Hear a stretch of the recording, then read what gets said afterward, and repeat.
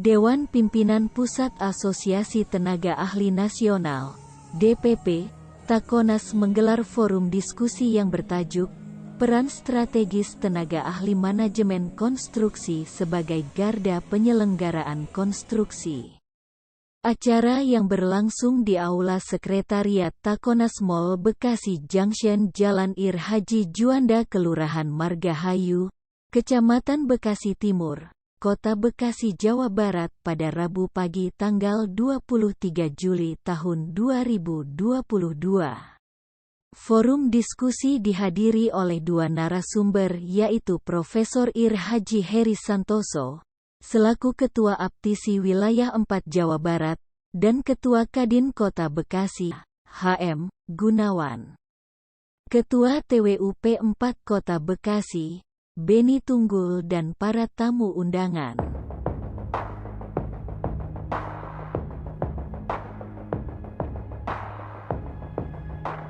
Melakukan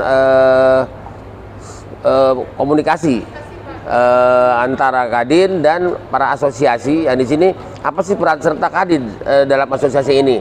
Yang mana hari ini kita bersinergi untuk para asosiasi di sini konstruksi, yang pastinya kita menyarankan ya harus sering-sering ketemu dan komunikasi.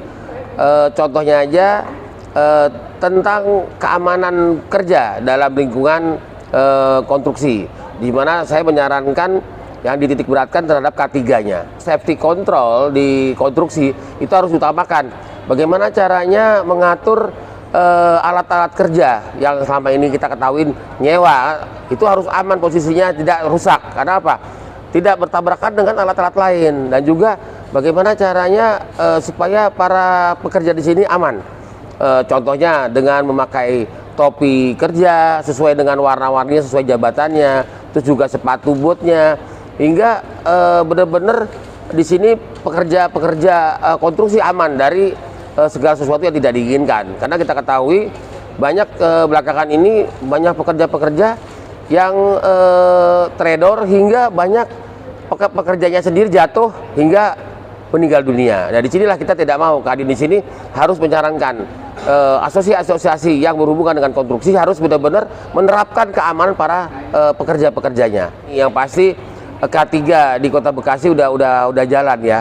Tiap-tiap proyek yang ada di Kota Bekasi pasti kita untuk menurunkan izin pasti berkomunikasi dengan Pemkot.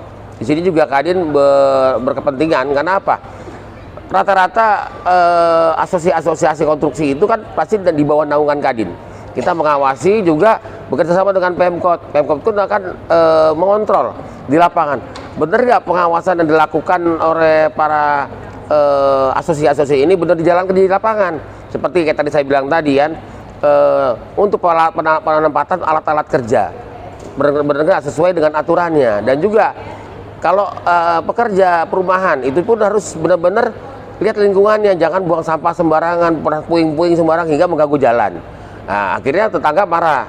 Nah, kalau untuk gedung bertingkat, bagaimana cara mengamankan gedung tersebut? Udah nggak ada izin SLF-nya, izin untuk gedung sendiri biar aman, supaya para pekerja-pekerjanya itu terhindar dari kecelakaan kerja, hingga benar-benar gedungnya bagus, digunakan dengan semestinya dan tidak ada kecelakaan-kecelakaan yang terjadi setelah gedung itu selesai.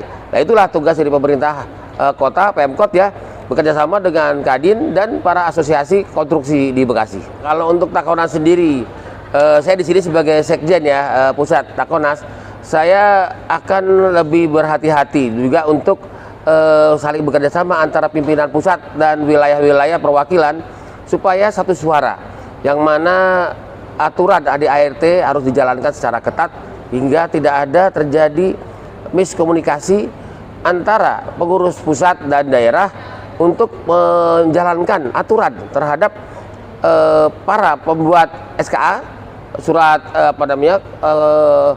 potensi para kerja, supaya benar-benar seperti pengawasannya benar-benar dijalankan, tidak hanya mempunyai sertifikat pengamanan tapi tidak dijalankan. Nah, saya harapkan sebagai sekjen Takonas di sini, dan di sini juga ada ketumnya, saya harapkan semuanya bisa bersinergi dengan para pelaku pekerja dan pemberi pekerjaan hingga benar-benar aman. Takonas juga dengan harga yang baik, lebih murah dari asosiasi lain. Mudah-mudahan kita lebih maju lah dibanding asosiasi yang lain. Takonas ini adalah salah satu asosiasi profesi khusus buat keahlian dan keterampilan. Jadi Takonas ini singkatan dari Tenaga Ahli dan Keterampilan Nasional. Takonas ini berdiri tahun 2013, Pak. Sesuai kita pada saat itu lagi pemerintah lagi mengadakan gencar-gencarnya meningkatkan konstruksi di Indonesia. Sampai akhirnya timbullah peraturan pemerintah nomor 2 tahun 2017, itu adalah cikal bakal daripada kita semua asosiasi yang berdiri sebelumnya itu kita supaya pemerintah mewadahi bahwa di dunia konstruksi ini semua ada asosiasinya. Nah, alhamdulillah dari keluar Undang-Undang nomor 2 nomor 2017 semua asosiasi yang sudah terbentuk lama akhirnya terwadahi di bawahnya LPJK PUPR. Jadi Takonas di sini adalah suatu lembaga sertifikasi profesi. Jadi kita yang menerbitkan mensertifikasi tenaga ahli maupun tenaga terampil dari tingkatan dari level 1 tingkat operator sampai tingkat utama. Yang mana di sini untuk sertifikasi dari yang kita terbitkan ini kita sesuai dengan undang-undang pemerintah sesuai dengan Undang-Undang Cipta Kerja nomor 11 tahun 2020 ya, untuk meningkatkan keahlian para tenaga ahli yang ada. Kalau dulu tenaga ahli itu kan tidak pernah ada sertifikasinya. Nah, sekarang tenaga ahlinya itu kita mensertifikasi. Jadi sebelum mereka kita sertifikasi untuk mendapatkan sertifikasi kerja berkompetensi, mereka harus diuji dulu, gitu loh.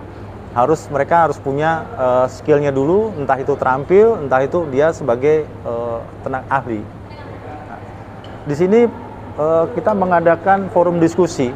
Ini adalah salah satu dalam rangka kewajiban kita di asosiasi untuk ada istilahnya adalah pengembangan keprofesian berkelanjutan buat anggota. Jadi kita memang selalu mengadakan forum-forum diskusi, mengadakan seminar, mengadakan webinar itu bagi anggota kita. Karena persyaratan buat anggota-anggota kita untuk meningkatkan kompetensi mereka harus lebih banyak mengikuti seminar, mengikuti webinar, baik berbayar maupun tidak berbayar, untuk meningkatkan kompetensi mereka, peningkatan pengetahuan mereka. Jadi kita selalu mengadakan kegiatan-kegiatan seperti ini di semua daerah. Dan kebenaran alhamdulillah kita di sini Kadin, kita memang adalah semua organisasi itu memang adanya di wadahnya dengan Kadin. Karena semua asosiasi pengusaha maupun semua perusahaan itu tetap adalah di koordinasinya adalah di Kadin.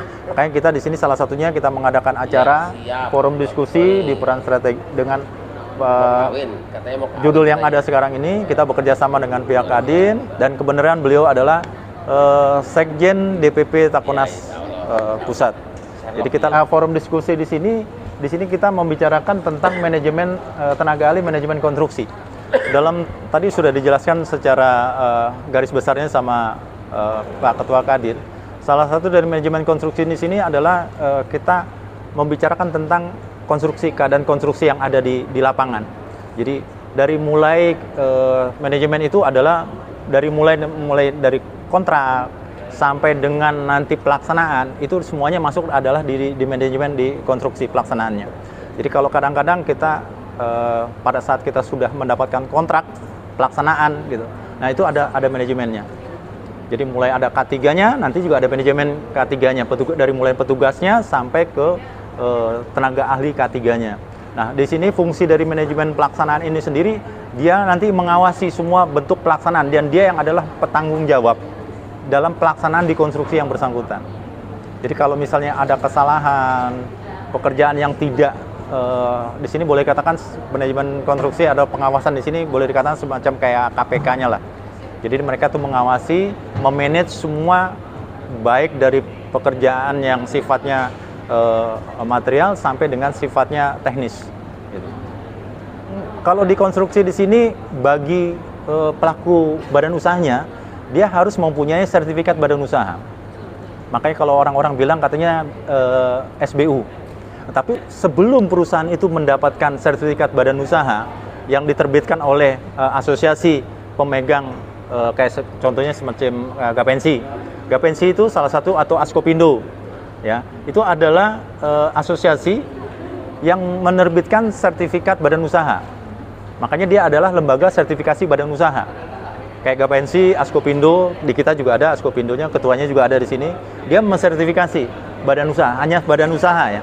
Nah, salah satu persyaratan yang untuk bisa diterbitkan sertifikasi badan usaha, dia harus mempunyai tenaga terampil atau tenaga ahli untuk menjadi PJSKBU-nya. Jadi pejabat petugas penanggung jawab sertifikasi kegiatan. Dan dia juga harus bisa menjadi sebagai pejabat penanggung jawab badan usaha. Perusahaan itu wajib punya tenaga ahli. Semua para tenaga ahli maupun tenaga terampil itu wajib. Jadi wajib disertifikasi, wajib hadir, wajib ikut tes, assessment baik tertulis maupun wawancara.